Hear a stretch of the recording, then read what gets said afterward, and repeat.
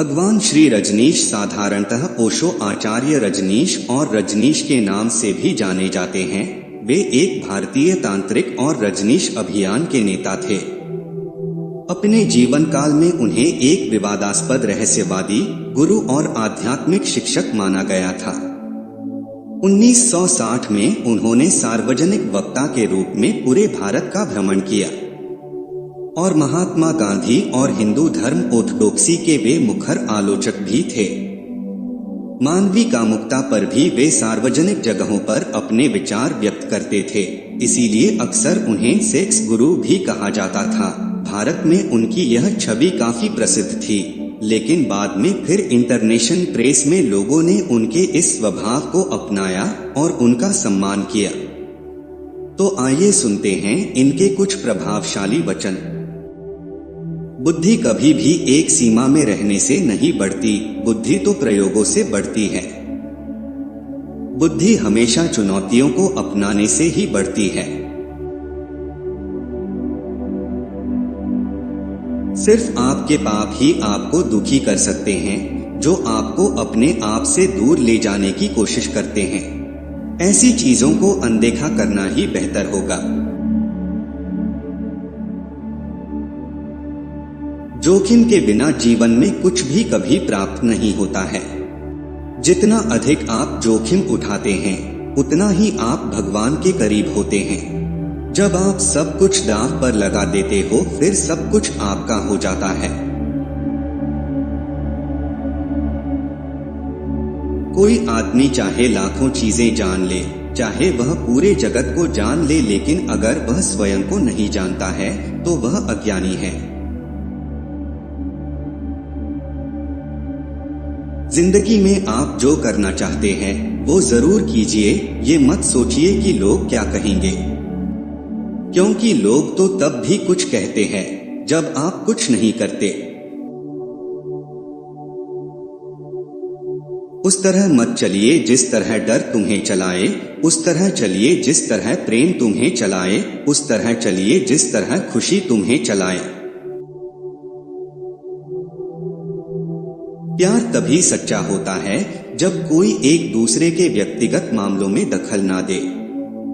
प्यार में दोनों को एक दूसरे का सम्मान करना चाहिए।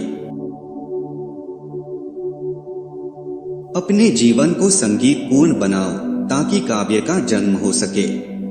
और फिर सौंदर्य ही सौंदर्य है और सौंदर्य ही परमात्मा का स्वरूप है। जिंदगी के हर एक दिन को ऐसे जिए कि वह तुम्हारा आखिरी दिन हो, और हर एक पल को ऐसे जिए जैसे वह आपका आखिरी पल हो। आधे अधूरे ज्ञान के साथ कभी आगे ना बढ़ें। ऐसा करने पर आपको लगेगा कि आप अज्ञानी हो और अंत तक अज्ञानी ही बने रहोगे। श्रद्धा मूल्यवान है। पत्थर पर है या परमात्मा पर, यह गौण है।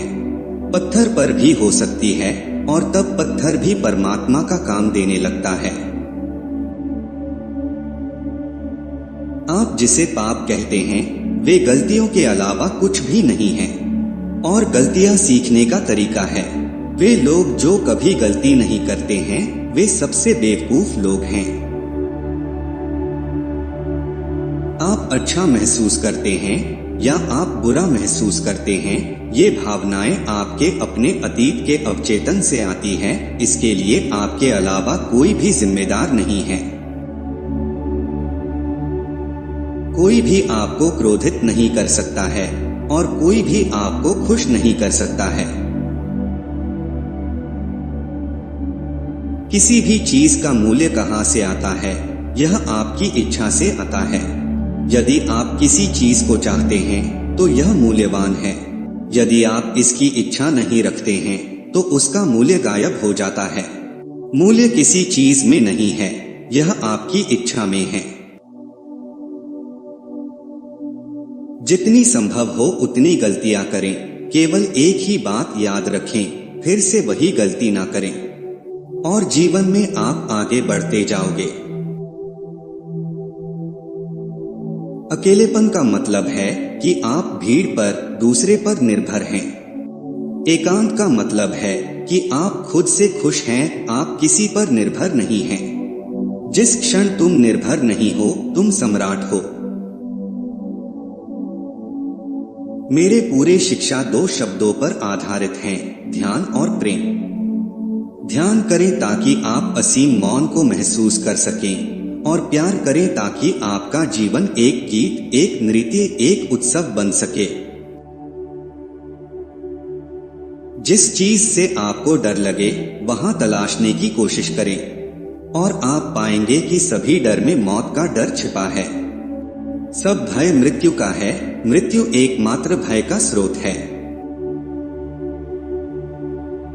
बुद्धिमान व्यक्ति वह है जो कहीं और जाने से पहले अपने भीतर जाएगा। यह उसकी पहली प्राथमिकता होनी चाहिए। केवल आप स्वयं को जब जानते हैं तो आप कहीं और जा सकते हैं। फिर आप जहां भी जाते हैं अपने चारों ओर एक शांति उत्सव मनाते हुए जाते हैं। प्रेम का प्राथमिक बिंदु सेक्स ही है, और जो लोग सेक्स को घृणा के नजरिए से देखते हैं वे कभी प्रेम कर ही नहीं सकते। ओशो के मुताबिक संभोग और समाधि के बीच एक सेतु है, एक यात्रा है, एक मार्ग है। समाधि जिसका अंतिम छोर है और संभोग उस सीढ़ी का पहला सोपान है। एक औरत उस मर्द से अधिक बार शारीरिक संबंध बनाती है जो उसकी योनि की गर्मी को शांत कर सके, उसे संतुष्ट कर सके। आपका मन एक बगीचा है, आपके विचार बीज हैं। या तो आप फूल उगा सकते हैं या शोक पैदा कर सकते हो। जब 2 प्रेमी संभोग करते हैं तो वे परमात्मा के मंदिर से ही गुजरते हैं। जहां भय समाप्त हो जाता है वहां जीवन शुरू होता है। जब भी कोई ऐसी स्थिति पैदा होती है जो डर पैदा करती है तो आपके पास 2 विकल्प हैं, या तो आप उससे लड़े या आप उड़ान भरें। मृत्यु के पार जाने का एकमात्र उपाय मृत्यु को स्वीकार कर लो, फिर वह विलीन हो जाता है। निडर होने का एकमात्र तरीका भय को स्वीकार करना है। तब ऊर्जा मुक्त हो जाती है और वह आपकी स्वतंत्रता बन जाती है। ओशो सेक्स को जहां थकान वाला बताते हैं वहीं उसकी सबसे ज्यादा महत्व की भी बात करते हैं। उनके मुताबिक सेक्स थकान लाता है, इसकी अवहेलना मत करना। जब तक तुम इसके पागलपन को नहीं जान लेते तुम इससे छुटकारा नहीं पा सकते।